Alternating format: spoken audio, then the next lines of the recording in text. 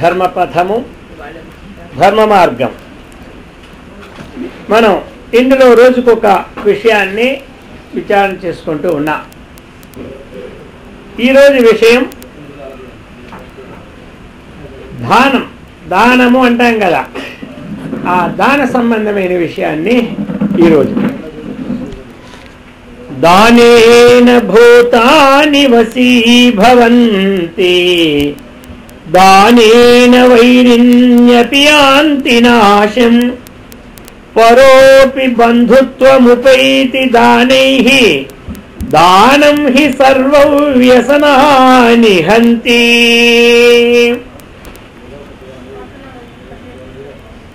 దానం విషయం చెప్తూ ఉన్నారు. దానేన భూతాని వశీభవంతి.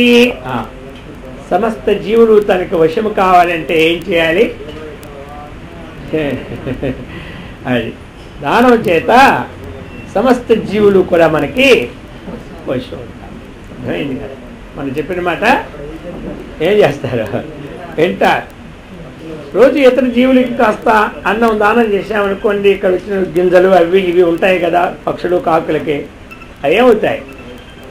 మొట్టమొదట మనం అక్కడ ఒక వస్తువు పెడితే భయం అనమాట. మన చప్పుడు వినేసరికి పరిగెత్తిపోతుంటాయి, మనకు దూరం వెళ్తూ వస్తూ ఉంటుంటాయి. అది మొట్టమొదట. 10 రోజులు అలవాటు అయిపోయిన తర్వాత మనం ఇలా వస్తువు పెడుతుంటే మన చేతి మీదకే వచ్చి వాళ్తూ ఉంటుంటాయి. అర్థమైందా? వశీభవంతి అంటే అది అనమాట. పడిపోయింది భయం ఈయన అని. ఆ విధంగా లోకంలో మరి వశం దేని చేత? దానం అంటే ఏమిటి? ఇప్పుడు దానం అనేది తన హస్తంలో ఉన్నది పరహస్తానికి వెళ్ళడమే. అదే అందుచేత మరి ఇప్పుడు లోకంలో కూడా అనేకమైన దానాలు ఇచ్చి తన వశం చేసుకుంటున్నారు లేదా? చేసుకోవడం లేదా? ఏదో రూపంగా దానం ఇస్తారు, మొత్తం మీద వాళ్ళు సంపాదించుకుంటున్నారా లేదా? మరి ఆ విధంగా పెద్ద పెద్ద పదవులన్నీ ఎలా వస్తున్నాయి మరి? ఆ ప్రకారంగా దానం ఆపకపోతుంటుందా? కాబట్టి ఈ ప్రకారంగా దానేన భూతాని వశీభవంతి. ఆ ప్రకారంగా దానేన వైరిణ్యపి యాంతి నాశం. విరోధం ఉన్నవాడు కూడా కొన్నాళ్ళకి ఆ విరోధాన్ని కూడా తీసిపెట్టాలి. అంత డబ్బు కూడా వాళ్ళదే తిని మళ్ళీ వాళ్ళతో మన విరోధం ఉండడం ఏం బాగుంటుంది చెప్పండి అని ఆ వైరికి కూడా కాస్త వైరాగ్యం వచ్చి ఇంక జీవితంలో విరోధం ఉండకుండా మానేస్తాడు. పరోప బంధుత్వముపైతి దానైః. ఇక బంధువులు కూడా దానం వల్ల ఏమవుతారు? అభివృద్ధి చెందుతూ ఉంటుంటారు. అర్థమైంది కదా? ఇంటికి వచ్చిన వాళ్ళందరికీ మనం చక్కని పాత్రలు అనగా, లేకపోతే లడ్డూలు అనగా, లేకపోతే ఏవో వస్తువులు అనగా ఇస్తూ ఉంటుంటే బంధువులు ఎంతమంది వస్తుంటారు? ఇక మన ఇంటికి ఖాళీయే ఉండదు. మొత్తం మీదే వస్తూనే ఉంటుంటారు. వాళ్ళ ఇంటి దగ్గర ఎంతమంది బంధువులు అంటే మేము ఎంతమంది అయినా బెల్లముని దగ్గర చీమలన్నీ వస్తూనే ఉంటుంటాయన్నమాట. అదే లేకుండా ఉన్నారనుకోండి, ఇక ముఖమే చూడరు. మళ్ళీ మన ముఖం చూపెడితే ఏమడుగుతుంది? ఇక ముఖం చూపెట్టుకొని పోతూ ఉంటుంటారు అనమాట. అర్థమైందా? అందుకని ఈ ప్రకారముగా చెప్తూ ఉన్నారనమాట. గౌరవం ప్రాప్యతే దానాత్తు నతు విత్తస్య సంచయాత్తు. మరి స్థితి రుచై పయోదానం పయోధీనాం అధస్థితి. కాబట్టి గౌరవం ప్రాప్యతే దానాత్. దానం వల్ల ఏమొస్తుందండి? గౌరవం వస్తుందండి. ఎక్కడికి వెళ్ళినా ఒక మంచి సత్తలు కట్టారనుకోండి, ఓ పెద్ద పేదవాళ్ళ బంగ్లా కట్టారనుకోండి, ఓ పెద్ద నూతులు కట్టారనుకోండి, ఎవరు కట్టారని తెలిసిన తర్వాత ఆ మనిషి వీధని తెలుస్తూ ఉంటుంటే ఎంతమంది ఓహో దానకర్త అని మంచి గౌరవాన్ని ఇస్తారనమాట. అర్థమైంది కదా? వాళ్ళు ఎక్కడికి వెళ్ళినా రండి కొంచెం మంచినీళ్ళు తాగండి అని కూడా అంటుంటారు. గౌరవం అనమాట అది. అని చెబుతున్నారు. విత్తస్య సంచయాత్తున గౌరవం ప్రాప్యతే. ఆ ధనం అంతా మూటగట్టి మనం పెట్టినా ఆ గౌరవం మనకి రాదనమాట. ఈ ప్రకారముగా అని ఆ దానాన్ని చెప్తున్నారు. దానం భోగో నాశస్త్రిధా గతయో భవంతి విత్తస్య యో న దదాతి న భుంక్తే తస్య తృతీయా గతిర్భవతి. దానానికి 3 ఉన్నాయి విశేషాలు. ఏమిటి అంటే అది, ఒకటి దానం, 2 భోగం. ధనానికి 3 ఉన్నాయి. ధనానికి 3 గుణాలు. ఒకటి దానం, రెండవది భోగం, మూడవది నాశం. నాశం అర్థమైంది కదా. ఏమిటంటే చెప్తున్నారు, విత్తస్య యో న దదాతి న భుంక్తే. ఆ ధనాన్ని ఎవడైతే దానం చేయలేదో, సరే ఇంకా ధనాన్ని ఎవడైతే స్వయంగా అనుభవించలేదో వాడికి మూడవది ఏమిటంటే ఆ ధనానికి నాశమే గతట. దానమైనా చేసుకోవాలి, అనుభవమైనా అనుభవించాలి. ఈ 2 లేకపోతే ఏమిటి, అది నాశం, నష్టం, వ్యర్థమన్నమాట. నాశనం అయిపోతుంది. ఈ 2 మరి ఎట్లా మరి చెప్తున్నారు. ఎందుకు చేసుకోవాలి మనం? అదాన దోషేణ భవే దరిద్ర, దరిద్ర దోషేణ కరోతి పాపం, పాపాదవశ్యం నరకం ప్రయాతి, పునర్దరిద్ర పునరేవ పాపి. చెప్తున్నారు అదాన దోషేణ భవే దరిద్ర. దానం చేయని కారణంగా మనం ఏమైపోతున్నామంటే ఏమంటారు, దరిద్రం అయిపోతానమాట. అర్థమైంది కదా. అదాన దోషేణ భవే దరిద్ర దోషేణ కరోతి పాపం. ఇక దారిద్ర్యం సంభవించింది. రేట్లా తారాపదంలో ఉన్నాయి. పిల్లల పుట్టిన మంది ఇంట్లోనూ వచ్చిందా 500 కూడా రావడం నెలకి. ఇప్పుడు ఏం చేయాలి మరి? కరోతి పాపం. ఇంకేం చేయాలి చెప్పండి? కూరగాయలు కావాలి. కూరగాయలు కట్టుకెళ్ళి ఎలాగో పొంచి కూర్చొని అటు ఇటు అందరూ నిమగ్నం అయ్యేటప్పుడు తాను కూరగాయలు కొన్నట్టుగా సంచి పట్టుకెళ్ళి ఏం చేస్తాడు? ఆ సంచిలో కొన్ని కూరగాయలు వేసేసి. అర్థమైంది కదా. ఈ ప్రకారంగా ఎక్కడెక్కడ ఎలా చేయాలో పాపం మరి గేదెలను గడాలి కదా. మరి గడవడానికి చేసింది ఏమొస్తుంది దానివల్ల? పాపం. దరిద్ర దోషేణ కరోతి పాపం, పాపాదవశ్యం నరకం ప్రయాతి. ఇక పాపాత్మకి ఎక్కడ ఉంది తోవ? నరకం. ఇక్కడ బాధలే, అక్కడ బాధలే. అర్థమైంది కదా. ఇక అక్కడికి వెళ్ళి ఊరుకుంటాడు హంసన్మరాజు. అయ్యో, ఎక్కడ ఏ పాపం ఎవరు చేస్తే దానికి మాత్రం. అర్థమైందా? ఇవన్నీ బయట రూల్స్లో కంప్యూటర్లో ఫీడ్ చేస్తుంటాయి. ఎవరు నొక్కుతారు అక్కడ, అంతే. ఆయన ఏం చూసుకోడు. ఈ పాపాలు మన పాపాలు పుణ్యాలు ఏ రోజు కాబట్టి ఫీడ్ అయిపోతుంటాయి. ఇవన్నీ అప్పుడంటే చెప్తారు కానీ ఇప్పుడు కంప్యూటర్ వచ్చిన చిట్టాలు ఎందుకు దాన్ని మనకి? అర్థమైందా? అన్ని కంప్యూటర్ నొక్కితే చాలు మొత్తం అంతా ఫీడ్ అయిపోతుంటాయి అన్నమాట. ఇక ఆయన కూడా ఏం చేస్తాడు, అక్కడ కూర్చుంటాడు, నొక్కుతాడు. ఇక నొక్కిన తర్వాత అది ఏ తప్పుకు ఆ తప్పుకు వాళ్ళకి శిక్ష వెళ్ళిపోతూనే ఉంటుంటుంది. అదే మార్గం అనమాట. అది కంప్యూటర్లో పోతుంటారు అందరూ. అర్థమైందా? అందుకని అది నరకం. మరి సరే, నరకం వెళ్ళేవాడు ఏం చేస్తాడు? మళ్ళీ నరకం వెళ్ళేవాడు నరకం, పాపాదవశ్యం నరకం ప్రయాతి పునర్దరిద్ర. మళ్ళీ ఎక్కడ జన్మకు వస్తాడు? మళ్ళీ దరిద్రులకు వస్తాడు. మళ్ళీ దరిద్ర దోషేనా ఏం చేస్తాడు? కరోతి పాపం, పునర్దరిద్ర పునరేవ పాపి. మాటిమాటికి పోవడం, మాటిమాటికి రావడం. అర్థమైంది కదా. పునర్దరిద్ర పునరేవ పాపి. ఈ విధంగా అయ్యా. కాబట్టి మానవ లోకంలో దీనికోసమని చక్కగా మనకి శాస్త్రం వర్ణిస్తుంది. ఇవన్నీ ధర్మాలు కదా చెప్పుకుంటున్నాం ఉదయం పూట. ఈ ధర్మం. అందుకని అయితే మరి దానము అన్నటువంటిది ఎట్లా? దానం అంటున్నారు కదా. మరి దానం అనేది ఎలా చేయాలి, ఏం చేయాలి చెప్పండి అని అంటే, పూర్వం ఏం చేసేవారంటే వచ్చినటువంటి ధనాన్ని 5 వంతులు వేసుకునేవారు. ఒక మనకి 1000 రూపాయలు వచ్చింది అనుకోండి, లేకపోతే 1,00,000 రూపాయలు వచ్చింది అనుకోండి. 5 వంతులు వేస్తే ఎంత అయింది? 1000 రూపాయలకి 5 వంతులు అది 1,00,000కి. 1000కి అయితే 200. లెక్కలు బాగా వచ్చిన ఉండాలే. కాబట్టి 200. అర్థమైందా? అందుకని ఏం చేసేవారు, ఒక 200 రూపాయలు తన భోజనానికి ఉంచుకునేవారు. ఇంకొక 200 రూపాయలు ఏం చేసేవారంటే సడన్గా వస్తారు మన ఇంటికి, బంధువులు, స్నేహితులు వాళ్ళు వచ్చినప్పుడు ఈ భోజనం పెడితే చూడు ఇన్నాళ్ళకి వెళ్తే ఏం భోజనం పెట్టాడు తెలుసా, ఏం భోజనం పెట్టాడు తెలుసా, మొత్తం వాళ్ళు సాడుతారనమాట. అర్థమైందా? అందుకని వాళ్ళ కోసం అది ఉంచాలి. ఇంకొక % దానం చేసుకోమన్నారు. ఇది అప్పుడు సంగతి, ఇది ఇప్పుడు సంగతి కాదు. ఇప్పుడు సంగతి మళ్ళీ చెబుతా. కాబట్టి ఆనాడు ఎలా చేసుకుండేవారు. ఇక 1% ఎప్పుడు బ్యాంకులో ఉంచుకుండేవారు. అర్థమైంది కదా? ఎప్పటికి ఏది అవసరం వస్తుందో తెలియదు మనకనమాట. అదనమాట. ఇంకొక % ఏంటంటే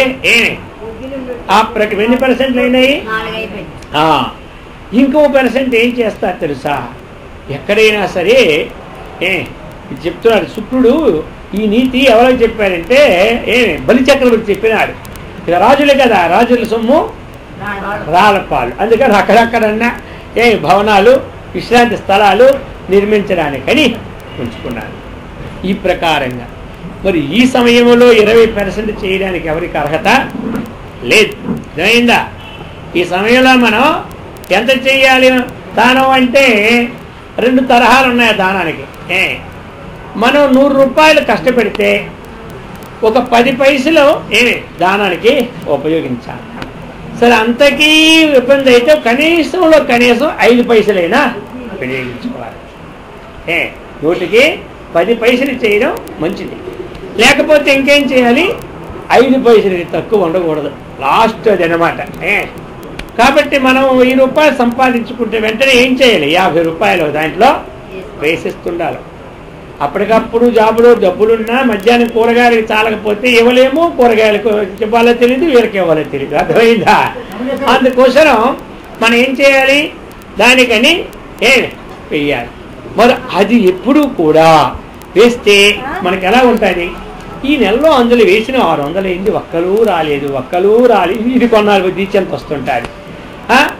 కాబట్టి అది ఎవరికి ఇవ్వాలి? మరి అటువంటి దానం అనేది అర్థమైంది కదా. చదువు లేకుండా బాధపడతారు కదా, పుస్తకాలు కూడా లేకుండా ఉంటాయి కదా, అటువంటి వాళ్ళకి కొంత. ఆ ప్రకారంగా ఇంకా ఆహారం లేకుండా మలవలా మాడిపోతూ ఉంటుంటారు. పాపం ఎంత కష్టపడినా చాలా వాళ్ళకి ఏదో కాస్త. ఈ ప్రకారముగా కొన్ని మరి కాళ్ళు ఉండవు, చేతులు ఉండవు తినడానికి. ఇది వాళ్ళ ప్రారంభం, మనం ఏం చేయగలం? కాబట్టి అటువంటి వాళ్ళు ఆ విధంగా ఆ ధనాన్ని ఇప్పుడు ఆశ్రమాలు ఉన్నాయి. ఆశ్రమాల్లో నిత్యము పూజ పారాయణలు ఎప్పుడు జరుగుతూనే ఉంటాయి. 365 రోజులు జరుగుతూనే ఉంటుంటాయి. మరి అలాంటి ఆశ్రమాల్లో బ్రహ్మచారులు వస్తూ ఉంటారు, స్వాములు వస్తూ ఉంటుంటారు, ఏమంటారు అందరూ వస్తుంటుంటారు. అలాంటి ఆశ్రమాలకు కొంత సహాయాన్ని అందిస్తూ ఉంటుంటారు. అప్పుడు ఏమవుతుంది? మన జీవనము ధన్యం అవుతుంది అన్నమాట. అర్థమైంది కదా. ఎక్కడైనా సరే పెద్ద స్వాములారు అన్నారు, ఎవరి అన్నం అయితే ఎవరు తింటూ ఉన్నారో ఆ రోజు వారు చేసినటువంటి జపధ్యానాల్లో ఆశ్రమాల్లో అన్నం పెడతారు కదా స్వాములందరికీ, బ్రహ్మచారులకి. మరి ఆ దినము వారు చేసిన జపధ్యానాలు పూజా ఫలాల్లో సగము వారికే పోతాదట. అయితే కొంతమంది అన్నారు, మరి వాళ్ళు తినేసి పడుకుంటారు జపధ్యానం చేయకుండా, అప్పుడు ఎక్కడది పోద్ది అని అడిగారు. అర్థమైందా? అలాగంటే వారికి పుణ్యం ఉంటుంది కదా బ్యాంకులో, దాని నుంచి ఇదేమో 5,000 బయటకు వచ్చేస్తుందట. అర్థమైంది కదా. అందుకని నిత్యము కూడా జపము ధ్యానము చేసుకునే ఉండాలి. అది అనమాట చెప్పేది. సరే, అందుకని చెప్పింది శాస్త్రము. ఇటువంటి ఇక దానం చేశాం మనం. దానం చేస్తే లాభం ఏమిటి మనకి? ఈ దానాల్లో కూడా కొంతమంది గోదానం చేస్తారు, కొంతమంది భూదానం చేస్తారు, కొంతమంది హిరణ్య దానం చేస్తారు, కొంతమంది వస్త్రదానం చేస్తారు, ఈ ప్రకారం కొంతమంది అన్నదానం చేస్తారు, కొంతమంది విద్యాదానం చేస్తారు. ఇవన్నీ కూడా గొప్పమైనవంట, ఒకదానికంటే ఒకటి మించిపోయినవన్నమాట. అర్థమైంది కదా. ఈ ప్రకారముగా దానాలన్నీ కూడా మరి ఏం చేస్తారు? వారికి ఈ లోకంలోనూ సుఖమే, పరలోకం కూడా ఎక్కడికి వెళ్తారు వీళ్ళందరూ? స్వర్గాది లోకాలు పోతారు. ఆత్మజ్ఞానం పొందలేని వాళ్ళు వీళ్ళందరూ ఎక్కడికి వెళ్తారు? స్వర్గలోకానికి వెళ్ళిపోతారు. స్వర్గలోకంలోకి వెళ్ళిన వాడు ఎవడూ కూడా హీనులు దీనులు ఇంట్లో పుట్టడు. అర్థమైందా? మానవలోకానికి వచ్చినప్పుడు స్వర్గలోకం నుంచి వచ్చినటువంటి వాడు ఎవడు కూడా హీన దీనత్వమైనటువంటి కుటుంబంలోనే పుట్టడనమాట. మరి ఎక్కడ పుడతాడు వాడు? శుచీనాం శ్రీమతాంగే యాగభ్రష్టోభిజాయతే. ఎక్కడ పుడతారు? శుచివంతులు, శ్రీమంతులు, లక్ష్మీ సంపన్నులు, ఐశ్వర్యవంతులు పుడతారు. అయిందా? ఇప్పుడు ఎలాగంటే చూడండి, ప్లేట్ మీద వస్తారు, అక్కడ దిగుతారు శంషాగూడలో, శంషాబాదులో అదే దిగుతారు. అక్కడ దిగిన తర్వాత రిక్షా మీద ఎక్కువస్తారా? అర్థమైందా? ప్లేట్ మీద దిగేవో రిక్షా మీద ఎక్కువస్తారు చెప్పండి. అర్థమైందా? ఇక కారులోనే వస్తారు. అలాగనే స్వర్గలోకం నుంచి వచ్చిన వాడు వాడు సామాన్య ఇంట్లో పోడనమాట. అర్థమైందా? కాబట్టి అక్కడ వాళ్ళకి అత్యధికమైన భోగభాగ్యాలు లభిస్తాయన్నమాట. ఇక్కడ అత్యధికమైనటువంటి భోగభాగ్యాలు లభిస్తూ ఉంటుంటాయి. ఈ విధంగా దానము వల్ల మనకి ఇటువంటిది ఉంది. సరే, దానం చేయలేదు, లాస్ట్కి తనకు తానైన భోగం చేసిన ఈ శరీరం చెప్తుంటుంది అనమాట. కొంతమంది అది లేదు ఇది లేదు, తినరు, స్వయంగా తినరు. అచ్చా, ఎందుకంటే వాళ్ళ ఏమి ఒకటి ఉంటుంది అనమాట. అర్థమైంది కదా? వాళ్ళ ఏమో ఒకటి ఉంటాయి. ఏమిటుంటుంది ఏమో మనసులో ఉంటుంది కదా ఒక్కరికి. నేను ఈ జన్మలో ఎలాగైనా కోటికి పడగెత్తి పోవాలనుకుంటాడు అనుకోండి. ఇప్పుడు ఇంకేం తింటాడా? అది ఎప్పుడు పడగెత్తాలని చూస్తూనే ఉంటాడు. ఆ పడగెత్తారో లేదో బ్రహ్మదేవుడికి ఎరిక మొత్తం మీద ఇప్పుడు ఈ లోకంలో వీడికి ఆహారం లేకుండానే ఇస్తాడు. చూడండి, ఆ యొక్క భోజనము హాయిగా తిని పడుకుంటే సంపాదనకు వచ్చేసరికి ఎంత కష్టం అయితే భోజనం కూడా మానే పరిస్థితి వచ్చేస్తుంది అనమాట. ఒక షేటు గారు భార్య భర్తలు ఉన్నారు. షేటు గారు హాయిగానే ఎప్పుడు ఉంటారు. కానీ ఆయనకి ఏమవుతుందంటే కొన్నాళ్ళు అయిపోయేసరికి ఒక 6 నెలలు పెట్టి నిద్ర రావడం మానేసింది. ఎవరికి? షేటు గారి. ఇక రాక అర్ధరాత్రి వేళ లేచిపోవడం, ఇటు అటు పడుతుంది. అయితే ఆ కిందని కారు షెడ్ ఒకటి ఉంది. ఆ షెడ్లో ఒక ఊరంతా తిరిగి భిక్షమెత్తుకొని జీవించి వచ్చి పడుకుంటుంటాడు.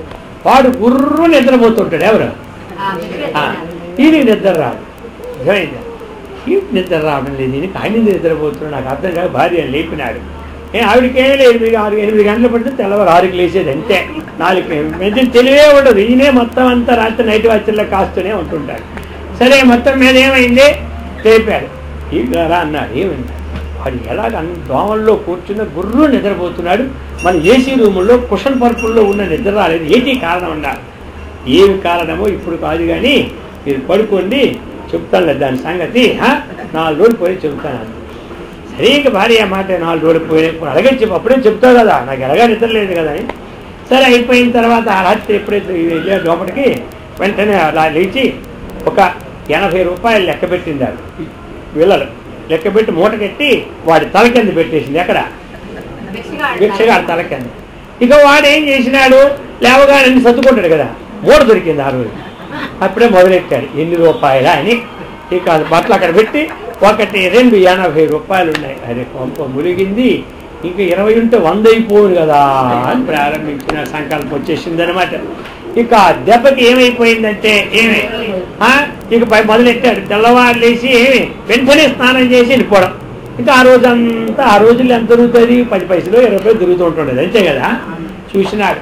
ఇక ఎంత చేసి ఏమైనా తింటే 100 రూపాయలు కాదని ఏవో మంచి కళాయి దగ్గర తాగేసి ఏదో చేసి అలా ఉన్నాడు. మళ్ళీ రాత్రి సాయంకాలం వచ్చి వాడు పడుకున్నాడు. ఇప్పుడు టైం ఎంత అయిందో ఆ షేటు గారు అక్కడ ఒక టైం పెట్టారు బయట. ఎంత అయిందో లేవడం, టైం చూడడం, లేవడం, టైం చూడడం, ఇంతే. ఎప్పుడు తెల్లారుతుందో ఎప్పుడు జోరెట్టుకొని సంపాదించ. 4 రోజులు పోయినా షెడ్ గారు చూస్తున్నారు. అరే, నాలాగైపోయాడు పిచ్చివాడు, వీడికి ఎందుకు ఎలాగ వచ్చిందా అని.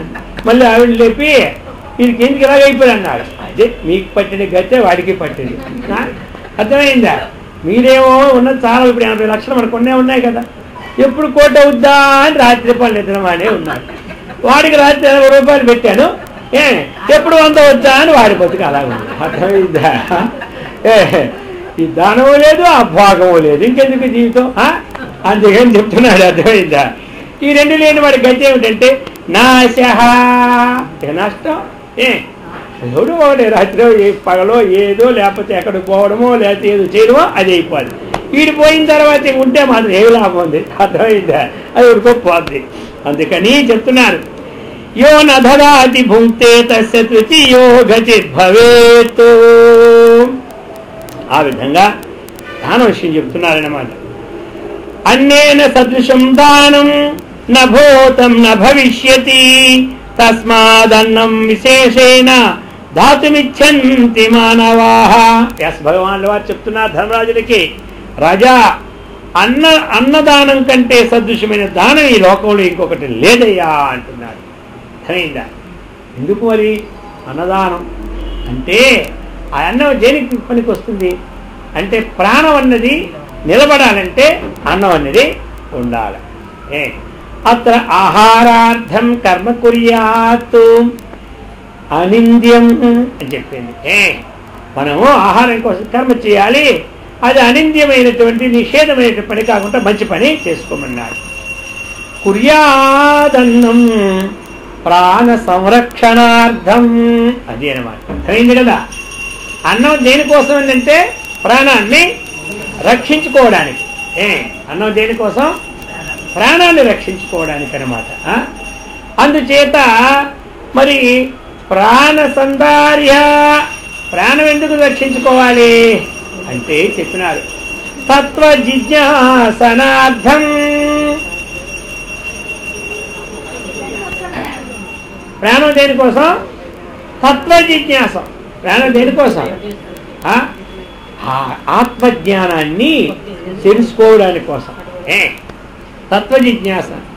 తత్వ జిజ్ఞాస్యం ఏన భూయో న జన్మ. తెలుస్తుంది అందరికీ.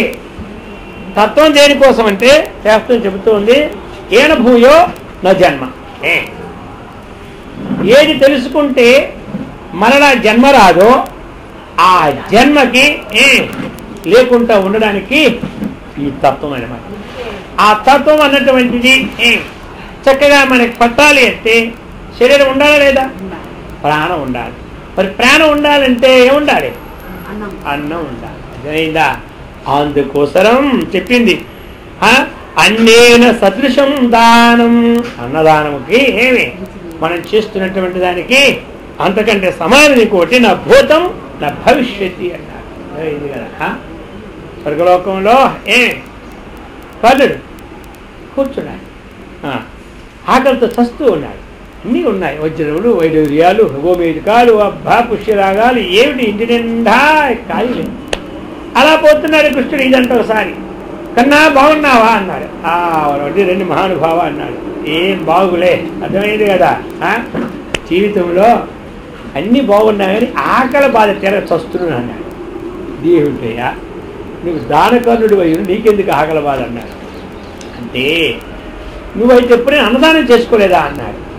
ఎక్కడో భిక్ష కూడా చేయలేదా అన్నాడు. అంటే అన్నాడు అది ఏంటి అన్నిటికంటే అది తక్కువ కదా, దాని మీద నాకు ఎప్పుడు దృష్టి పోదు, నేను ఎప్పుడు ఏదేదో తెచ్చేసుకుంటాను. అది మరి పెద్ద పెద్దవన్నీ.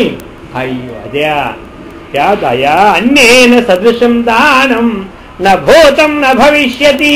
అన్నదానం కంటే మించిన దానం లేదు కదా, అది చేసుకోలేదా, అందుకే ఆకలితో చస్తున్నాను. అయితే ఓ పని చేయి, అన్నం ఎవరైనా దానం చేసినప్పుడు ఎవరినైనా ఏమైనా పెట్టే ఇల్లు చూపెట్టినావా అన్నాడు.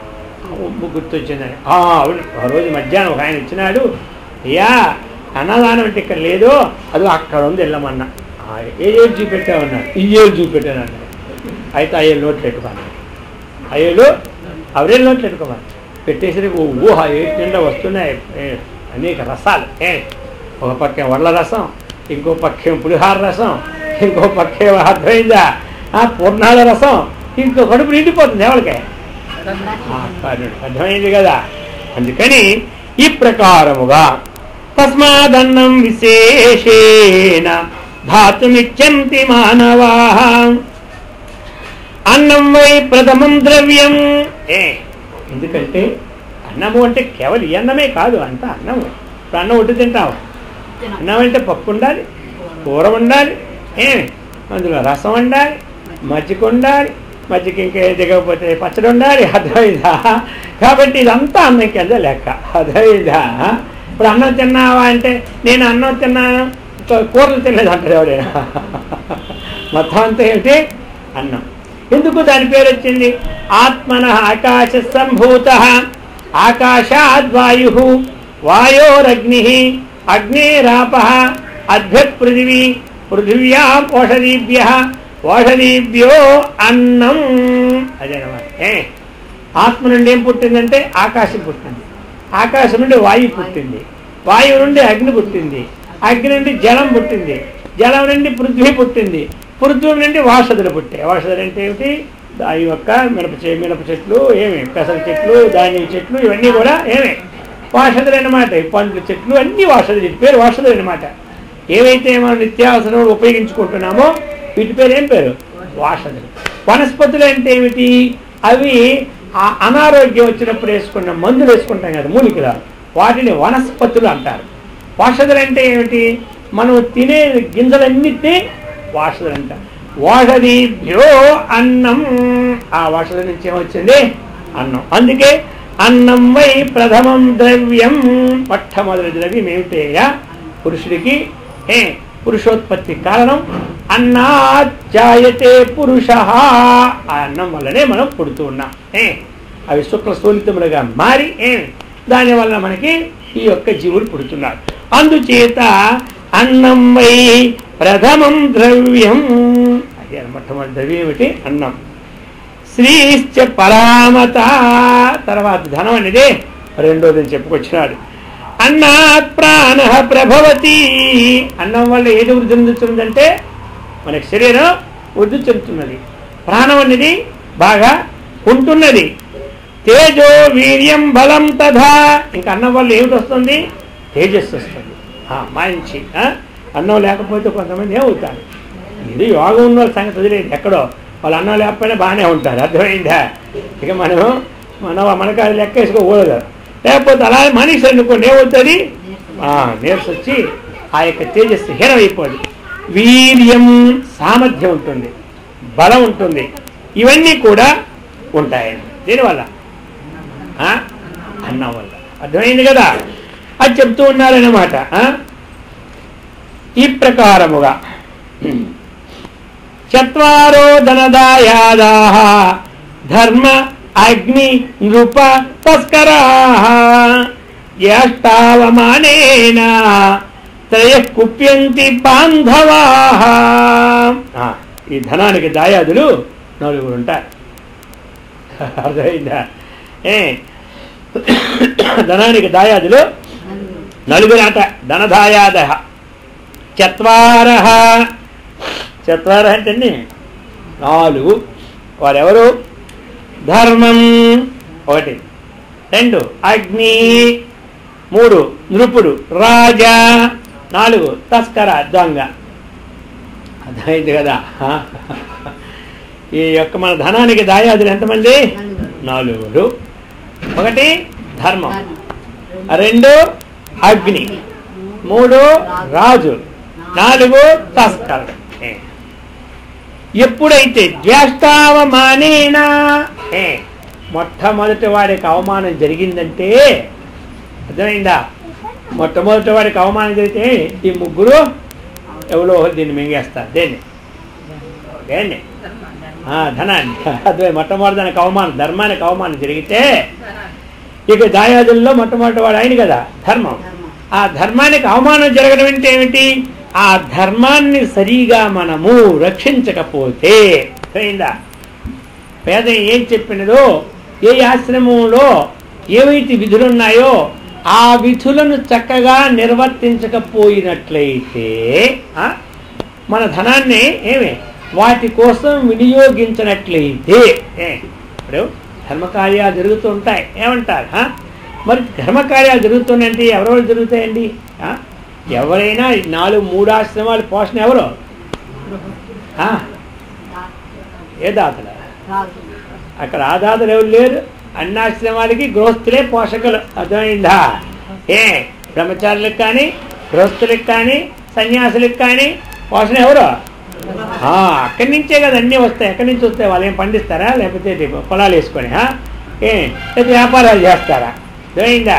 ఈరోజు ఇన్ని దేవాలయాలు, ఒక్కొక్క దేవాలయం 10 కోట్లు తొత్తుగుతున్నదంటే ఎవరిచ్చారా డబ్బు? అది అనమాట. అర్థమైంది కదా? ఒక్క ఆశ్రమం 57 కోట్లు ఉన్న ఆశ్రమాలు కూడా ఉన్నాయి. ఆ డబ్బులు ఎక్కడి నుంచి వచ్చినాయి? అదే ఇక్కడి నుంచే అంతా సరాపర. అర్థమైంది కదా? అది చెప్తున్నారన్నమాట మనకి ఈ ప్రకారముగా. అయితే మరి ఆ ధనం అనేది సంపాదించడంలో ఈ ధర్మ విహిత కర్మాన్ని సంపాదనకి ముందు మనము ధనాన్ని ఖర్చు పెట్టుకోవాలి. అయిందా? ఈ ధర్మమైనటువంటి వేద విహిత కర్మ రోజు మనం ఏం చేయాలి? కొంతమంది ఆ పూజ చేసామనుకో, ఆ పుష్పాలు 2 పుష్పాలు తేవాలి ఇంట్లో కూడా కష్టమే మనకి. ఎక్కడక్కడ చూస్తే ఏ చెట్టుకి లేకపోతే 4 అచ్చెలు పడేస్తాం. అర్థమైంది కదా? రూపాయి పూజ తెచ్చి వేయాలి దేవుడికి, ఏమంటారు? అది సరే. ఇలాగే మరి చూస్తాం. మరి ఒక అరటిపండు మళ్ళీ పోయి బజార్కి వెళ్ళాలంటే కష్టమా? 4 అరటిపండు తెచ్చుకోవాలంటే మళ్ళీ చెయ్యొచ్చు, కానీ ఎందుకులే 10 వెళ్ళబడిస్తే పోయిందంట. అర్థమైందా? ఈ ప్రకారంగా మన శక్తి సామర్థ్యం ఇచ్చినప్పుడు భగవంతుడికి చక్కగా ఆరాధన చేసుకోవాలి. ఇది కర్మ, ఇది ధర్మమైన మాట. ఆ ప్రకారంగా మనం నడవలసిన కర్మలని చేసుకోవాలి. అతిథి అభ్యాగతలు వచ్చినారు, వారికి భోజనం మనం పెట్టాలి. అర్థమైంది కదా? ఇదంతా ధర్మం. ఇలాంటి ధర్మం లోపిస్తే ఏమవుతుందో తెలుసా? ఇక రెండవవాడు అగ్ని అన్నమాట. చూస్తాడు, పెద్దవాడికి నష్టం కలిగించారు కాబట్టి అర్ధరాత్రి వేళ వీళ్ళదంతా నేను మంట పెట్టేస్తాను అనుకుంటాడు, ఉన్న ధనాన్ని అంతా. అర్థమైందా? అగ్నిదేవుడికి ఆహుతి అయిపోతాయి కొంత ధనాలు. ఇంకా చూస్తాడు, ఈ 2కి అయిపోయింది కదా. ఇక రాజుగారు ఎంత ఉందో వాళ్ళకి? అబ్బో, వాళ్ళు 100 కోట్లు ఏం చేస్తారా? ఉన్న 3 అయితే వెళ్ళు, మొత్తం మీద 5 కోట్లు ఉంచుకొని 95 కోట్లు కడతారా, లేకపోతే ముందు జైలు పెట్టమంటారా అంటాడు. ఎవరు? ఇప్పుడు ఏం చేయాలి? ఇప్పుడు ఏమంటాడు, 5 అన్నారే కానీ 10 అయినా ఉంచమని చెప్పండి, ఉంచి 90 తీసుకోమని అంటాడు. అర్థమైందా? మొత్తం అప్పుడు ఏంటి, వాళ్ళు 90 ఇచ్చేస్తాడు, 10 ఉంటుంది అప్పుడు. అర్థమైంది కదా? అది ఉన్నప్పుడే ఏదో వచ్చిన వాళ్ళకి మెతికిడి పెట్టి చేసుకుంటే ఎంత బాగుండు. అది అనమాట. ఈ ప్రకారంగా పోతుంది. సరే, ఇది ఎవరు లేదు. ఇంకా చూస్తాడు, ఎవరయ్యా ఎక్కడ బాగున్నారు? ఇది అప్పుడు ఇన్నాళ్ళు దొంగలు, ఇప్పుడు దొంగలు వేరు. అప్పుడు దొంగలు ఏమిటంటే మనం పడుకుంటే మనకి లేపకుండా పని చేసుకుంటాడు. ఇప్పుడు దొంగలు అలాంటి వాళ్ళు కాదు. లేపి తాళం ఎక్కడ పెడితే లేకపోతే ఇగో అంటాడు, ఇలాగా. అదే తాళం తీసేస్తాడు. నీ డబ్బులు ఎక్కడ పెట్టి నాకేంద్ర తీ, బయటికి తీసేస్తాడు. తీవా, ఇదిగో అంటాడు. అనేసరికల్లా తీసి నా చేతులు పెట్టాడు. నువ్వు నోరెత్తామంటే జాగ్రత్త, నేను పోయినాక అరవాలి, ముందు అరిచామంటే జాగ్రత్త, అక్కడి నుంచే నా దగ్గర ఉందన్నమాట అంటాడు. ఇది దెబ్బకి ఈ దొంగలు ఇప్పుడు ఎలా రోజు అయినారు. అర్థమైంది కదా? ఈ ప్రకారంగా చెప్పాడనమాట. 4 దళదాయాదాః ధర్మ అగ్ని నృప తస్కరాః జ్యేష్ఠావమానేన త్రయ కుప్యంతి బాంధవాః. ఈ బాంధవులందరూ కూడా ఆ ధర్మనిరతకి ఎవడైతే తొలగిపోయినాడో వీళ్ళు కోపం పని చేస్తారట. అందుచేత అన్నం దేహి సదా రాజన్ సర్వకాల సుఖావహం అన్నేన చైవ దత్తేన కిం న దత్తం మహీతలే. కాబట్టి అజన్ సర్వకాల సుఖావహం, అది నువ్వు సర్వకాలం కూడా సుఖవంతంగా ఉండాలంటే అన్నం దేహి. కాబట్టి అటువంటి అన్నం దేహి అంటే అన్నము ఇమ్ము. దేహి అంటే ఇమ్ము అని అర్థం. భవతి భిక్షా దేహి. దేహి అంటే ఏమిటి? ఇమ్ము అని అర్థం అనమాట. నువ్వు అన్నయ్య చక్కగా పెట్టు. అన్నేన చైవ దత్తేన కిం న దత్తం మహీతలే. కాబట్టి అన్నదానం నువ్వు చేసావంటే నువ్వు చేయని దానం అనేది పొమ్మన్నాడు. అర్థమైందా? ఈ ప్రకారముగా ఇంకా చెప్పినారన్నమాట. అయితే అన్నదానం చేస్తూ పక్కంలో ఇంకొక దానం ఉందయ్యా, అది కూడా చెప్తున్నాడు. దాన ప్రకరణం కదా. అన్నదానం పరం దానం విద్యాదానమత పరం అన్నేన క్షణికా తృప్తి ఏవజ్జీవంతు విద్యయా. రెండవది విద్యాదానం. విద్యాదానం చక్కగా చేయాలి. ఎవరైనా చదువుకుంటున్నారు అనుకోండి, ఆ చదువుకున్న వాళ్ళకి మనం సహాయం చేయాలి. అలాగే ఇప్పుడు మన ఆశ్రమం నుండి కూడా కొంతమంది 3-4 గంటలు బట్టి చేస్తూనే ఉన్నారు. అర్థమైంది కదా? తిరుపతిలో చదువుకున్న వాళ్ళకి భక్తులు చెప్పాం. అలాగనే 3-4 భక్తులు విద్యాదానం. విద్యాదానం ఎందుకు అంటే ఎవరైనా సరే విద్యావంతులు అయినప్పుడే ఈ వైదిక ధర్మ నిష్ట రక్షించడానికి యోగ్యం అవుతుంది. విద్య లేక దేవాలయాలు అలాగే కూలిపోతున్నాయి, ఆశ్రమాలు అలాగే కూలిపోతున్నాయి. దేనికోసం? ఎవడు లేడు అక్కడ. నాథుడు ఇప్పుడు రథసారథి ఉంటే కదా రథం నడుస్తూ ఉంది. ఎంతమంది పెట్టెల్లో కూర్చున్నా ఆ పెట్టెలో మొదటి పెట్టెలో ఎవరు ఆ డ్రైవర్ కూర్చుంటే కదా పని నడుస్తుంది. ఆ ప్రకారముగా మన లోకము ఎప్పుడూ కూడా శోకహతం కాకుండా ఉండాలి అంటే ఈ విద్యా విధానం అన్నటువంటిది వర్ధిల్లాలన్నమాట. అర్థమైంది కదా లోకంలో. అందుకని విద్య వల్ల అమృతత్వాన్ని పొందుతారన్నమాట. అందుచేత ఈ విద్యాదానం చాలా గొప్పది. ఇది మనకి అన్నం అన్నటువంటిది ఆ పూటకు అరిగిపోతుంది. అర్థమైంది కదా. విద్య అన్నటువంటిది యావత్ జీవితము ఉండిపోతుంది. అది అందుచేత ఈ 2 దానాలు కూడా గుర్తుపెట్టుకో. అదేమో విద్య, ఆ విద్య అన్నటువంటిది సరే సామాన్య విద్య కూడా చదువుకున్న వాళ్ళు చాలామంది లేకుండా బాధపడుతుంటారు కదా. విద్య చదవలసి యోగ్యత ఉన్న వారికి మనకు తోచినంత సహాయం ఇచ్చి చదివిస్తూ ఉంటుంటారే. అలాగనే మరి ఈ ఆధ్యాత్మిక విద్యానం వాద ప్రవృత్తామహం. విద్యల్లో కల్లా ఏ విద్య గొప్పదంటే ఆధ్యాత్మిక విద్య చాలా గొప్పది. ఈ వైదికనిష్టమైనటువంటి ఈ వేదాంతమైనటువంటి విద్య మనకి కావాలి. అటువంటి విద్య కోసం మనం ఏం చేయాలి? మనం దానాన్ని చేసినా అది అభివృద్ధి అన్నమాట. ఇంక ఇది భోజనమే. ఆ తర్వాత ఆ విద్యావంతుడు ఎవరి వల్ల విద్య నేర్చుకొని ఉన్నాడో, ఎవరు అన్నం తిని విద్య నేర్చినాడో వాడి జీవితంలో చేస్తున్నటువంటి ఉపన్యాసం కానీ పుణ్యము కానీ ఏది కానీ ప్రతిరోజు వీళ్ళకి వస్తూనే ఉంటుంటారు. అర్థమైందా? ప్రతిరోజు కూడా ఆయన చేసినటువంటి దాంట్లో కొంత పర్సెంట్ ఫిక్స్డ్ డిపాజిట్ చేసిన పర్సెంటేజ్ ఎలా వస్తుంది చక్రవడ్డీతో సహా ఆ ప్రకారంగా వస్తాడు. అందుకని చెప్తున్నారు ఈ ప్రకారంగా యావజ్జీవంతు విద్యయా. ఆ విద్య కూడా అటువంటిది చాలా గొప్పదైనటువంటిది. ఈ ప్రకారముగా ఇంకా చెప్తున్నారు ఇప్పుడు ఏమి వాజపేయ సహస్రస్య సమ్యక్ దత్తస్య యత్ఫలం తత్ఫలం సర్వమాప్నోతి విద్యాదానాన్న సంశయ. ఈ 2 దానాలు చాలా గొప్పవి. అన్నదానము విద్యాదానం. అన్నదానానికి మించిన దానమే లేదని చెప్పేసి శాస్త్రం ఇక్కడ చెప్తున్నారు. వాజపేయ సహస్రస్య వాజపేయ సహస్రస్య సహస్ర వాజపేయ యాగాలు చేస్తే ఎంత ఫలితమో తత్ఫలం సర్వం ఆప్నోతి విద్యాదానాత్తు. జ్ఞానదానం చేత ఆ సమస్తము కూడా వస్తుందట. ఈ ప్రకారంగా చెబుతున్నారన్నమాట మనకి ఇప్పుడు. ఇక 4 దానాన్ని ప్రోక్తాని పరమర్షిభిః. ఇంకా కొన్ని దానాలు చెప్తున్నారు. విచార్య నానా శాస్త్రాన్ని శర్మనే అత్ర పరత్రచ. శివపురాణంలో చెప్తున్నారు. భీతేభ్యశ్చ అభయం దేయం వ్యాధితేభ్యశ్చ ఔషధం దేయా విద్యార్థీనాం విద్యా దేయమన్నం క్షుధాతురే. దానం చెప్పారు, రెండోసారి విద్యాదానం చెప్పారు. ఇప్పుడు మొత్తం ఇంకో శివపురాణంలో చెప్తున్నారు. భీతేభ్యశ్చ అభయం దేయం. అర్థమైందా? ఎవరైతే భయపడుతూ ఉంటారో వాళ్ళకి నేనున్నాను, నీకేమి భయం లేదు. ఇప్పుడు లేదా? మరి ఇప్పుడు ఆంజనేయుడికి రాముడికి యుద్ధం ఎందుకు వచ్చింది చెప్పండి? ఎందుకు వచ్చింది? భయం. భీతేభ్యశ్చ అభయం ఇచ్చినారు. ఎవరు? ఏతనే. మరి కృష్ణార్జునికి ఎందుకు వచ్చింది చెప్పండి? వచ్చినవారు చెప్పరు కదా. గైడు. అర్థమైందా? ఈ ప్రకారంగా మరి చూడండి, ఒక కపోతం పక్షి శరణ అన్నారు. ఎవరితోనే?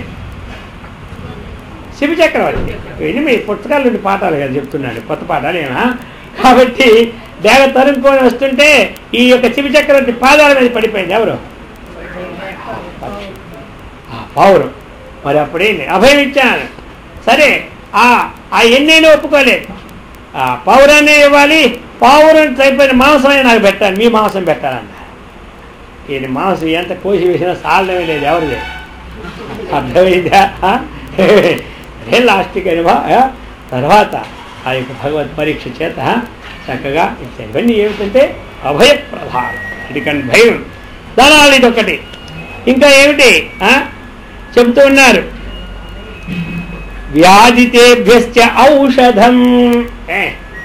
భాగంతో బాధపడుతూ ఉంటారు కదా, వాళ్ళకి ఔషధాన్ని ఇవ్వడం ఒకటి. దేయ విద్యార్థినాం విద్య. ఇంకా విద్యార్థులకి విద్య. క్షుధాతురే, ఆకలేసిన వారికి అన్నం. అదే చెప్తున్నారు.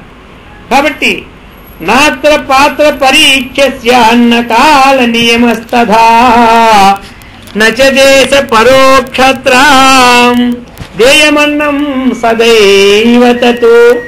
ఇక్కడ చూశారా కొంతమంది కొన్ని దగ్గరలా ఏం పాత్ర చూసారు దానం అడుగుతారు కదా, దానం ఇవ్వాలంటారు. ఇక్కడ అన్నదాన విషయంలో చెప్తున్నారు మనకి నాత్ర పాత్ర పరీక్ష స్యాత్, అక్కడ పాత్ర పరీక్ష ఏమి అవసరం లేదు. నా కాల నియమాతో ఈవేళ మంచి కాలం, నేను ఈ రోజే పెడతాను, ఈ రోజు నువ్వు వచ్చినా వెళ్ళిపోవయ్యా, మంగళవారం నాడు ఎవరు పెడతారు నీకు అన్నము, అర్థమైందా?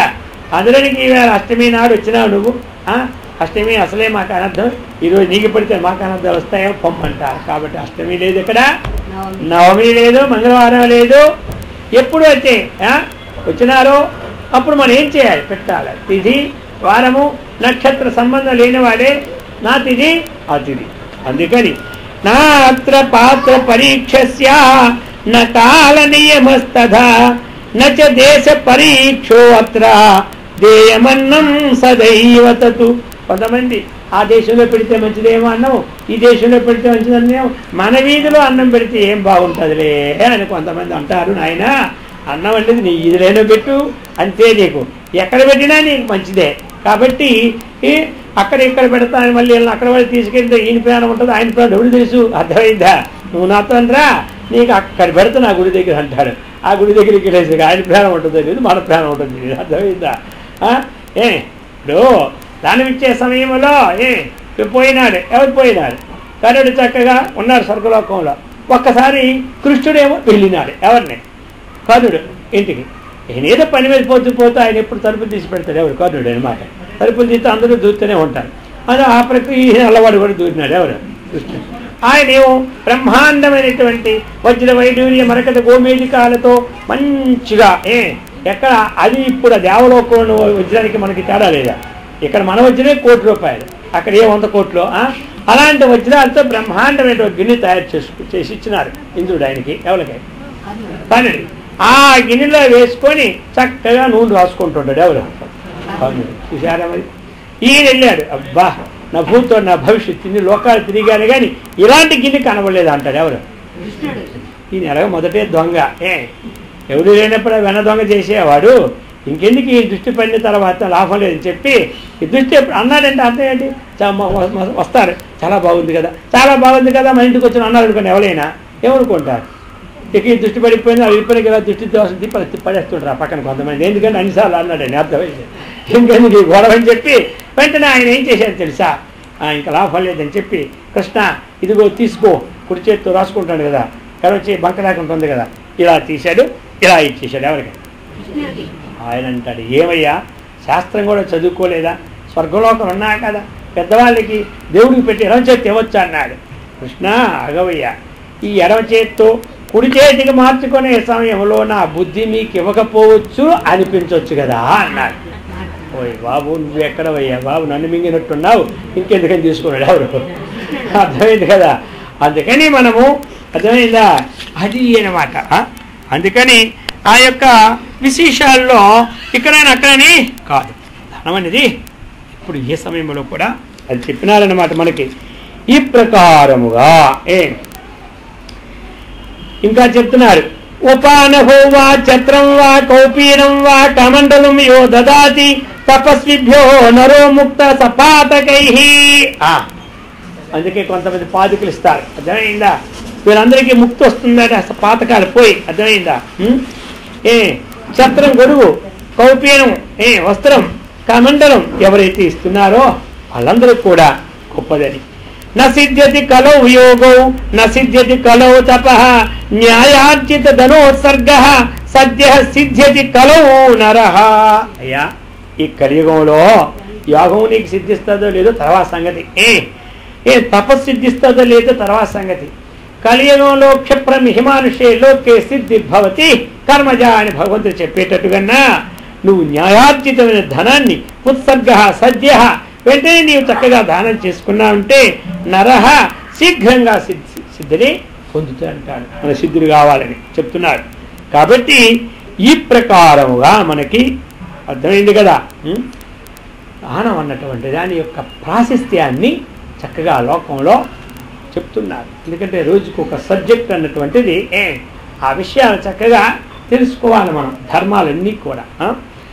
అందుచేత ఈ ప్రకారముగా అపహత్య పరస్యార్ధన్యపరేభ్య ప్రయచ్చతి సదాత నరకం యాతి యస్యార్ధస్య తత్ఫలం.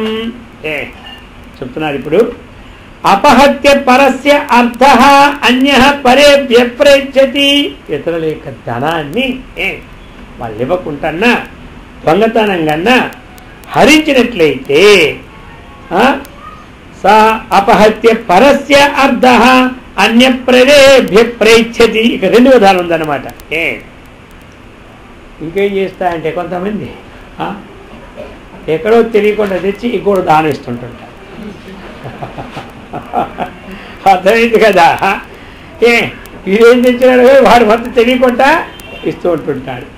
మరి వీడు ఎక్కడో తెచ్చేసి అపహత్య పరస్య ఇతరుల దగ్గర ధనాన్ని అపహరించి వారికి నష్ట కష్టాలు పెట్టి పరేభ్య ప్రయచ్చతి, వాళ్ళకి బాధ పెట్టి కష్టాలు పెట్టి అక్కడి నుంచి తీసుకొచ్చి ఇంకోడికి ఇస్తే సదావా నరకం యాతి. ఇప్పుడు అది బాధ పెట్టడమే నరకం. ఇంకా అర్థమైంది కదా, అది చెప్పుకొచ్చారు. అందుచేత ఈ ప్రకారముగా అనేకమైన తరంగాలన్నీ కూడా మనకి అందించినారన్నమాట. ఇందులోను నయస్య వేదో న జపో న విద్యాచైషాంపతే సశూద్ర ఏవం మంతవ్య ఇత్యాహ భగవాన్ విభూ భవిష్యత్ పురాణ శ్లోకం చెప్పారు. ఎవడైతే వేదం చదువుకోలేదో, ఎవడైతే జపం చేయడం లేదో, ఎవడైతే జ్ఞానాన్ని సంపాదించడం లేదో అటువంటి వాడు శూద్రుడి కింద పరిగణింపబడతాడట. జ్ఞానాన్ని సంపాదించకపోయినా, జపధ్యానాలు చేసుకోకపోయినా, వేదమంత్రాలు చదువుకోకపోయినా, అర్థమైంది కదా, అటువంటి వాడు శూద్రుడి కింద పరిగణింపబడతాడు. ఈ ప్రకారముగా మనకి అనేకమైనటువంటి విషయాలని చక్కగా ఈ యొక్క దానం. అందుచేత అయితే ఇప్పుడు కలియుగంలో మనం కష్టపడాలి. కష్టపడిన తరువాత మనకున్న దాంట్లో అర్థమైందా, ₹1 తెచ్చుకుంటే ఒక 5 పైసలైనా మనం పెట్టాలనేటువంటిదే ఉంచుకోవాలి. అయిందా? అప్పుడు మనకేమవుతుంది, ఇదే మనతో వస్తుంది. ఏమొస్తుంది? ఏది పెట్టామో అది మనతో వస్తూ ఉంది. ఏది ఎక్కడ పెట్టామో అది ఏమవుతుంది, అది అందరికీ తెలిసిపోతుంది. ఇది మరి చెప్పక్కర్లే, అర్థమైంది కదా. ఏది మనం వినియోగించామో ధర్మకార్యాలకు, జపం కానీ, ధ్యానం కానీ, పారాయణ కానీ, నామం కానీ, ఇదే మనతో వస్తుంది. మిగతా సమయం వల్ల ఇక్కడే ఉంటుంది. అందుకని జపము కానీ, ధ్యానము కానీ, వీటి నామ పారాయణలు కానీ వీటిలో వెనకంజి వేయకూడదు. ఎంత మన శక్తి ఉందో అంత చేసుకోవాలి. మరి ఇప్పుడు విత్తనం వేసుకుంటే కదా మళ్ళీ జన్మకి మనకి ఇప్పుడు కొబ్బరి మొక్క వేయకుండా కొబ్బరికాయలు వస్తున్నాయా?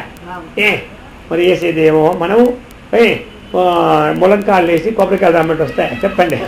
అందుకోసం చక్కగా విత్తనాలు, మంచి విత్తనాలు ఇప్పుడు స్థాపించుకుంటూ అందరూ కూడా చక్కగా సత్కర్మ నిష్ఠులమై, భగవద్భక్తులమై, ఆత్మజ్ఞాన సంపన్నులమై, బ్రహ్మానందంతో విరాజున్నట్లు ఆ గురుదేవుడు శ్రీకృష్ణ పరమాత్మ అందరికిచ్చి సదా రక్షించుగాక.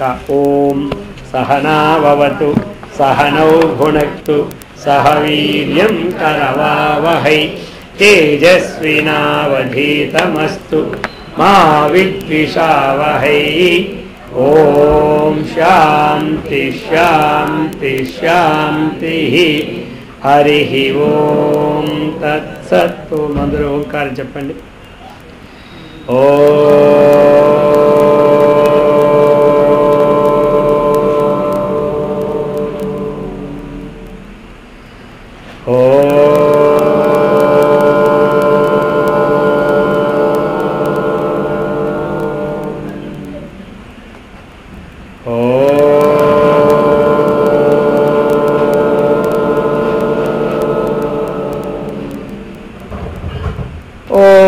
లోకా సమస్తా సుఖినో భవంతు. ఓం శాంతి శాంతి శాంతి. శంభో శివ శివ శివ శివ శివ శివ శంభో శివ శివ శివ శివ శివ శివ శంభో